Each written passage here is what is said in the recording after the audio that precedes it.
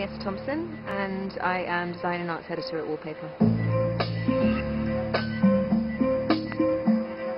Chair arches were traditionally built in the Victorian times. If there was a special occasion in a town or village around Britain, so for example the Queen was coming to visit or any royalty, they would traditionally build an arch out of whatever their local industry was over the main street.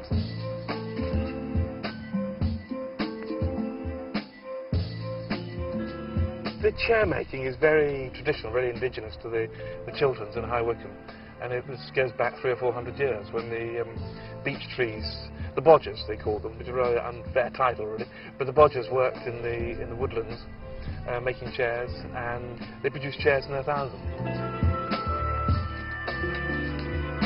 The idea really seemed to strike a chord with lots of people, and I approached Martino Gamper because, to me, has always been chairman because of his project 100 Chairs in 100 Days, and he seemed the logical choice as somebody to design an arch like this.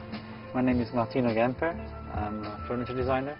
My initial thoughts were to do something that obviously was an arch, but not necessarily something that I knew from images, where historically they would build scaffolding, some kind of structure, and then on the structure kind of fix, chairs onto it.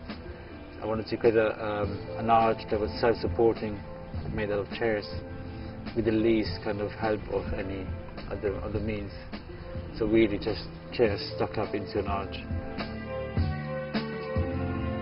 I decided to use the Urquhart chairs because there's kind of two links to the Urquhart chair and the chair arches.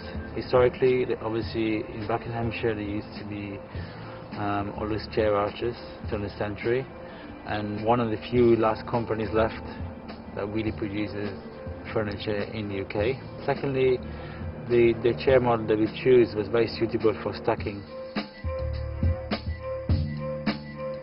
We've worked very closely with both Martino and the engineers on the design, because the chair itself is very tough, very solid chair, but it's quite an art to make the angles, to make the arch stand up.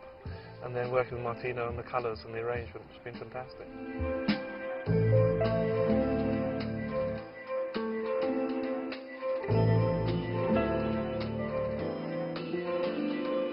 I experienced some problems with the chair itself. Since it's made out of wood, we realized that between one and the other chair there was some discrepancies in terms of tolerance. So obviously building a huge chair arch does make a difference. We had to kind of rethink around this idea that each chair could be different and still kind of create a rigid structure. The bigger you make something, the complexity doesn't rise by double, but kind of accelerates somehow. London is actually the most exciting city in the world for design at the moment, and we really wanted to celebrate that. So it makes sense to do it this year during the London Design Festival. There's been a lot of talk about the current state of manufacturing in Britain, and a lot of doom and gloom, and everybody's moaning about it, but actually I think there's a lot to be proud of here, and with this chair arch we'll be able to see that we do still have manufacturers that are really fantastic and worth celebrating.